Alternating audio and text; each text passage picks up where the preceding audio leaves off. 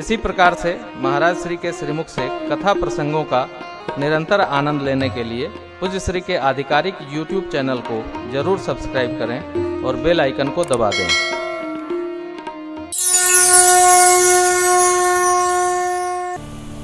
तीन बात स्मरण रखिए। क्रमाण ऐसा हो कि हमारी जवाबदेही हमारे हक में रहे। जीवन ऐसा हो कि हम कुछ संग्रह कर सके, संसार के लिए नहीं, आगे के लिए।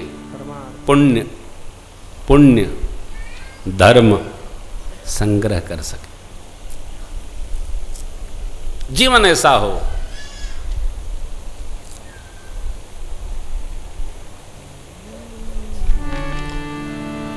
जगत में हम ऐसा रहें कि हम जाएं तो कुछ छूट सके। कीर्ति, जिसकी कीर्ति है वही जीवित है।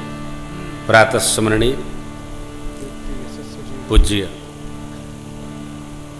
महामना मदन मोहन मालवीय जी पूरे देश में घूम घूम काशी हिंदू विश्वविद्यालय के लिए अर्थ एकत्र किए, सामग्री एकत्र किए। कितने वर्षों हो गए और महामना जी आज भी हमारे आपके बीच में उपस्थित है। ये क्या है? यही कीर्ति है। कीर्ति यस्य सजीवति। कुछ कर जाए, कुछ हमसे हो जाए, चाहेंगे तब होगा, न चाहेंगे नहीं होगा। भगवान ने कहा सीता जी का पता लगवाइए। जब सुग्रीव जी संसार के व्यवहार में रमे थे ना, जामंत बाबा श्री हनुमान जी ने मिलकर योजना बनाई और सारे कपि ऋक्षादि को बुलवाया। भगवान के निवास पर कुटिया पर सब लोग पधारे। सुग्रीव जी ने संबोधन शुरू किया।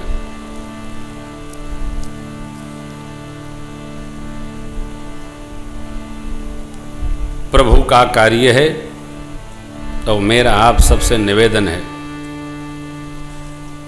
सब और जाइए और सीता जी का पता लगाइए। 1 मास का समय देता हूं। 1 मास के अंदर जो बिना पता लगाए आएगा उसकी खैर नहीं। क्यों? उसको मैं मारूंगा। प्रभु के सन्मुख ये कहना आवश्यक था क्या? मैं मारूंगा। राज व्यवहार है, बिना भय के प्रेम होता ही नहीं। राज व्यवहार है। जब भय रहेगा तब ये व्यवहार ठीक से करेंगे। आदमी के मन में भय होना चाहिए, तब तन में भय आता है। और नहीं तो तीसरा तो आप जानते हैं, 3 प्रकार के भय हैं। तीनों में एक आ गया तो 2 अपने आप ठीक हो जाते। इसलिए सुग्रीव जी ने नीति बताई। सब लोग प्रभु को प्रणाम करते हैं और जिसको जिस दिशा में टोली के साथ रवाना किया गया, भेजा गया, वो उधर जाने लगे। सब चल रहे हैं। श्री हनुमान जी ने सबसे बाद में प्रणाम किया। पाछे पवन तनय सिरुना जानी काज प्रभु निकट बोला।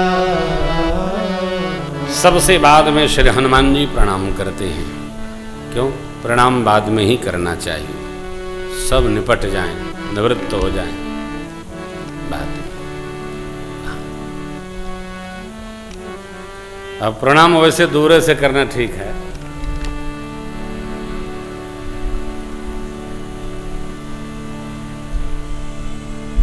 प्रणाम मन से करना चाहिए। गुरहि प्रणाम जय सच्चिदानंद जग पावन, अस कहि चले वस्तुतः इससे भी आगे प्रणाम करना ही नहीं चाहिए। अरे महाराज जी क्या कह रहे हैं? प्रणाम करने नहीं चाहिए, ये तो सब उल्टा हो जाएगा।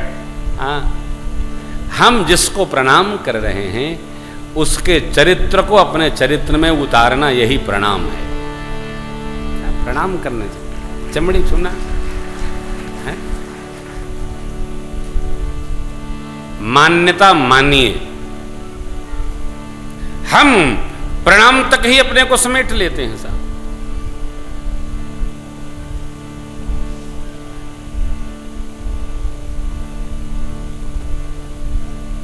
गुरु स्तोत्र का अंतिम चरण है वंदे महापुरुष ते चरणारविंदम। क्यों? हम महापुरुषों के चरण चिन्हों के पीछे पीछे चलकर उनके अनुगामी बने, अर्थात जैसा वो जी रहे हैं कुछ तो पकड़ लें। जीवन को पकड़ना ही प्रणाम है। सुबह से शाम तक प्रणाम करो और बात मन में न करो तो इस प्रणाम का क्या काम? कहा गया दूर से प्रणाम करो तो पैरे नोचे ले रहे हैं, इसका क्या काम? अर्थ नहीं। प्रणाम कैसे?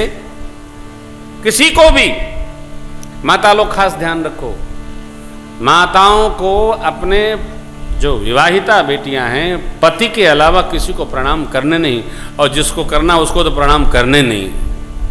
खुद कह लें तो ठीक है, पति को प्रणाम करना चाहिए, हैं? सद्गुरु को प्रणाम करना चाहिए, देव प्रणाम करना चाहिए। मनुष्य को सब शिक्षा सी सनमहि सुर गुरु द्विज देखी, प्रीति सहित करी विनय अभिषेकी। प्रणाम करना, अभिवादन परमात्मा जैसा, स्पर्श आवश्यक नहीं है, दूर से ही प्रणाम कर लो। किसी को भी दूर से प्रणाम करो। आप न जाने किस अवस्था में हैं, किस स्थिति में है, प्रणाम। किसी को भ्रम में नहीं, अभ्यास में ले आइए। बच्चों को कहिए माथ ना कर प्रणाम करो, दूर से प्रणाम करो। पाछे पवन तनय, फिर हनुमान जी ने माथ नवाया। जान काज, यही काज संपन्न करेंगे ऐसा हृदय में जानकर और भगवान ने बुलाया। यही संपन्न करेंगे। क्यों भाई? और इतने लोग गए, 18 पदम जूतपति थे, इनके सेना कितनी सेनाएं का कितनी टुकड़ी गई होगी? नहीं, भगवान का कार्य हर व्यक्ति नहीं कर सकता है। जिसको भगवान ने कार्य सौंपा वो अपने को अतिशय भाग्यशाली माने। भगवान ने हमको काम सौंपा, हम इस योग्य हैं तब। और कहीं भी जब सौभाग्य मानकर हम काम करेंगे तो सौभाग्य और बढ़ेगा और बढ़ेगा और बढ़ेगा। भगवान ने बहुत प्रकार समझाइएगा। क्या? बिरह बल बेग। विद्वान लोग यहां कहते हैं श्री हनुमान जी महाराज क्या विरह बेग समझेंगे? ये तो ब्रह्मचारी हैं, तो गृहस्थ के विरह को क्या समझेंगे? समझने के लिए ब्रह्मचारी और विवाहित आवश्यक नहीं है, समझने के लिए मन को बुझना आवश्यक है। श्री हनुमान जी ज्ञानियों में श्रेष्ठ हैं। और भगवान सुग्रीव जी के संवाद में, पटाभूषण प्राप्ति में, सरकार के नेत्रों का जल दर्शन करके, देखिए बात तो वही है जो आप जानते हैं। कथा क्या है? श्री हनुमान जी प्रणाम कर रहे हैं, जा रहे हैं, और पता लगा के माँ का आ रहे हैं। भगवान सुंदर पर्वत पर उतरेंगे, विभीषण जी की शरणागति, सुख की कथा है। फिर समुद्र महाराज से मार्ग मांगा जाएगा। इतने में सुंदर कांड है। लेकिन यहाँ देख दर्शन करिए, श्री हनुमान जी महाराज विरह वर्णन करेंगे। कारण, क्योंकि श्री हनुमान जी महाराज के पास अपना कोई विरह नहीं है, जीवन में नहीं है। और जिसके पास अपनी कोई निजी समस्या नहीं है वही दूसरे की समस्या का समाधान कर सकता है। कोई वैद्य जी के यहाँ जाए, वैद्य जी हमारा नब्ज देखिए, मुझे बहुत खांसी आ रही है। वैद्य जी इतना खांस रहे हैं कि सांसें रुक जा रही है, वो बेचारे क्या बताएंगे? पहले अपने ठीक करें। कोई विरह नहीं, कोई उद्विग्नता नहीं। जीवन किसके लिए? हनुमान जी का, भगवान के लिए।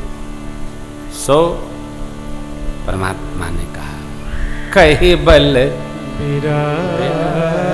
वेग तुम।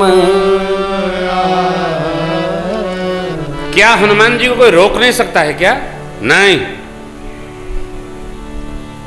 क्यों रोकेगा? श्री हनुमान जी को तब रोका जा सकता है जब हनुमान जी स्वयं जा रहे हों।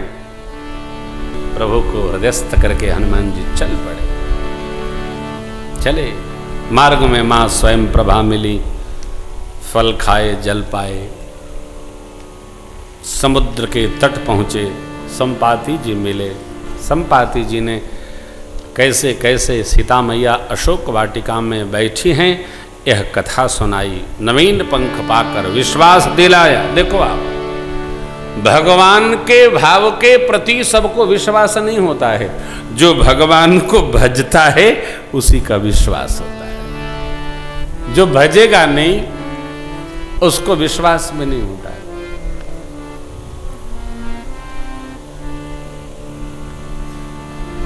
जो भजता है, जो डटता है, जो रमता है, वो जानता है।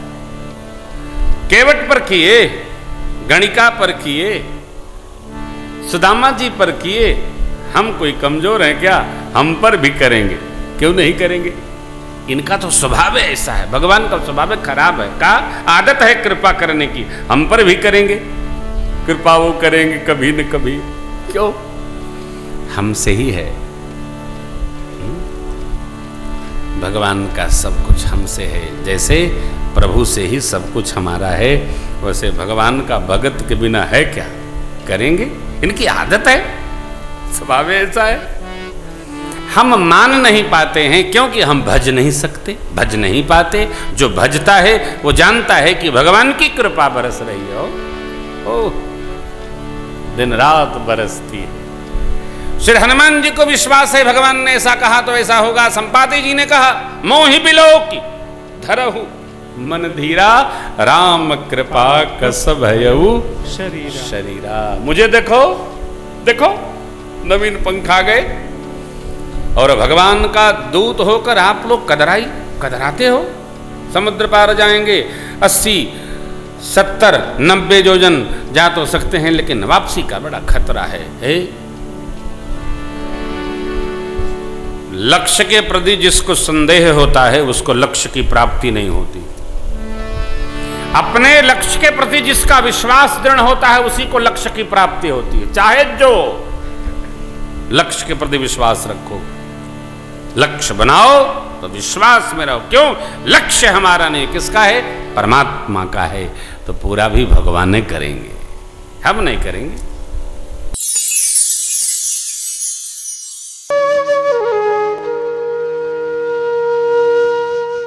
इसी तरह सुनते रहिए, चैनल को सब्सक्राइब करिए, बेल आइकन को दबा दीजिए और पुण्य अर्जन के लिए अपनों में शेयर करिए।